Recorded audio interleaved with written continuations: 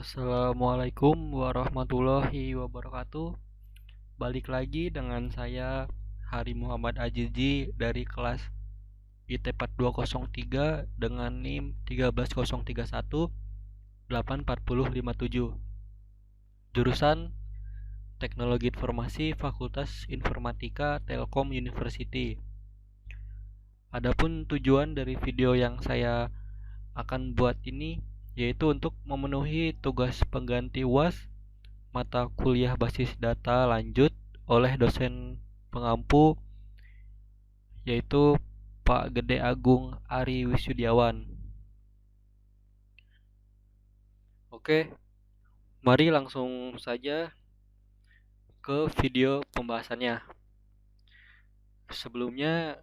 Dari video sebelumnya kita sudah membahas apa itu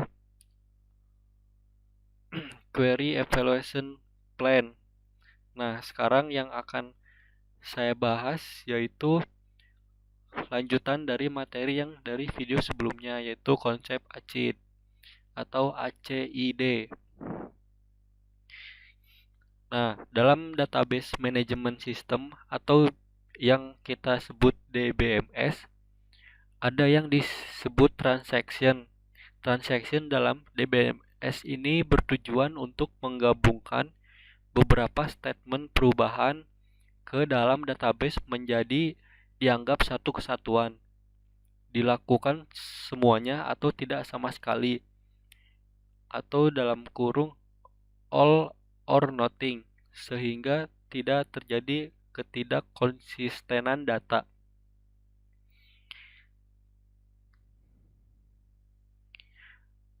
Nah, di sini transaksi mempunyai dua fungsi utama, yaitu menyediakan reliabilitas, artinya jika terjadi kesalahan pada salah satu statement, maka seluruh perubahan akan digagalkan, sehingga data yang tersimpan benar-benar reliable, dapat diandalkan.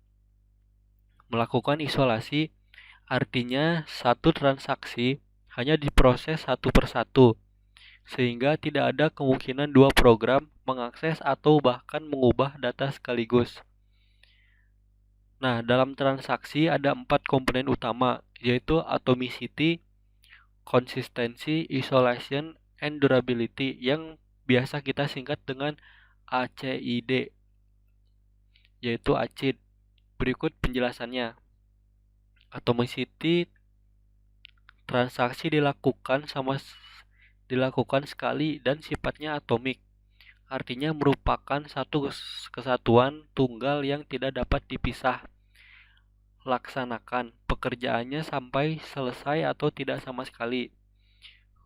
Konsistensi, jika basis data awalnya dalam keadaan konsisten, maka pelaksanaan transaksi sendirinya juga harus meninggalkan basis data tetap dalam satuan konsisten. Isolasi memastikan bahwa secara bersamaan eksekusi transaksi terisolasi dari yang lain. Durability, begitu transaksi telah dilaksanakan atau di-commit, maka perubahan yang dilakukan tidak akan hilang dan tetap terjaga durable, sekalipun ada kegagalan sistem. Atomicity, suatu aturan di mana perubahan dilakukan secara keseluruhan atau tidak sama sekali. Sehingga jika di tengah transaksi terjadi kegagalan, maka seluruh perubahan akan dibatalkan dan dikembalikan ke kondisi semula. Nah, di sini kebutuhan atomik, jika transaksi gagal di antara tahap ketiga dan tahap keenam, maka sistem harus memastikan bahwa perubahan yang terjadi tidak disimpan ke database atau akan terjadi inkonsistensi data. Dengan kata lain, selesaikan transaksi atau tidak sama sekali. Seperti penjelasan atomicity ini, teman-teman. Nah, contohnya yaitu ambil kasus transfer di suatu bank dari rekening A ke rekening B dengan nilai transfer 1000. Maka stepnya adalah sebagai berikut. Yang pertama, cek saldo A apakah mencukupi. Jika mencukupi, maka lanjut ke step kedua. Jika tidak, maka transaksi selesai dan tidak ada perubahan. Simple. Jadi kalau saldo tidak cukup, maka tidak akan terjadi transaksi. Yang kedua, kurangi saldo A sebesar 1000. Yang ketiga, tambahkan saldo B sebesar 1000. Jadi yang dari rekening A berkurang 1000, yang dari rekening B bertambah 1000. Nah, seluruh step di atas harus digabungkan.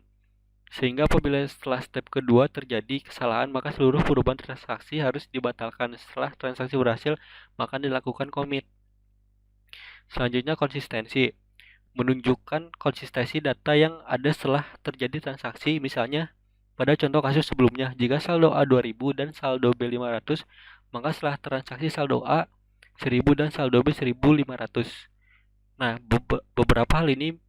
beberapa hal yang biasanya ditangani oleh DBMS adalah mengenai integrity constraint. Sedangkan jika berupa hasil perhitungan, bisa dilakukan oleh aplikasi. Di sini kebutuhan konsisten yaitu total jumlah rekening A ditambah B harus tetap tidak berubah setelah proses eksekusi transaksi. Selanjutnya, isolation. Pada prinsip isolation, data yang sedang dilakukan perubahan tidak boleh diakses oleh lebih dari satu operasi. Harus hanya satu operasi yang melakukan perubahan ini. Sehingga jika ada operasi lain yang akan merubah, maka harus menunggu sampai transaksinya berlangsung selesai. Di sini kebutuhan isolasi yaitu jika di antara tahap ketiga dan tahap keenam ada transaksi lain yang disisipkan, maka akan dapat menyebabkan inkonsistensi terhadap database. Jumlah rekening A ditambah B bisa jadi berkurang dari yang seharusnya. Untuk menghindari hal itu, maka transaksi bisa dieksekusi secara serial. Tapi walau bagaimanapun, eksekusi banyak transaksi secara bersamaan konkuren memiliki banyak keuntungan. Nah, misal ada dua transaksi transfer rekening A dan rekening B yang terjadi secara bersamaan. T1 transfer A dikurangi B senilai 500, kurangi saldo A tambah saldo B 500. T2 transfer B ke A senilai 1000, kurangi saldo B 1000 tambahkan saldo A 1000. Nah, bayangkan jika transaksi tersebut terjadi bersamaan, diproses sampai isolasi sehingga akan menjadi kurangi saldo A tambahkan saldo B, kurangi saldo B, dan tambahkan saldo A. Jika terjadi kegagalan pada TI, maka data akan tidak konsisten sebab pada T2 sudah menambahkan saldo pada B. Demikian pentingnya isolasi, sehingga data tidak akan bisa diakses secara bersamaan oleh lebih dari satu operasi. Yang terakhir yaitu durability, kemampuan DBMS untuk menyimpan data transaksi yang terjadi. Sehingga jika terjadi kegagalan, DBMS menjamin bahwa data transaksi yang telah tersimpan tidak akan hilang. Banyak DBMS yang menuliskan log untuk suatu transaksi yang dapat digunakan ketika terjadi error pada hardware maupun software. Di sini kebutuhan durability yaitu pada saat eksekusi, transaksi selesai dilaksanakan dan user yang melakukan transaksi sudah diberitahu bahwa transfer yang dilakukan sukses, maka harus dipastikan bahwa tidak ada kesalahan sistem yang akan terjadi yang menyebabkan hilangnya data yang berkaitan dengan proses transfer tersebut. Nah, oke, cukup sekian teman-teman penjelasan dari saya, semoga dapat dimengerti. Wassalamualaikum warahmatullahi wabarakatuh.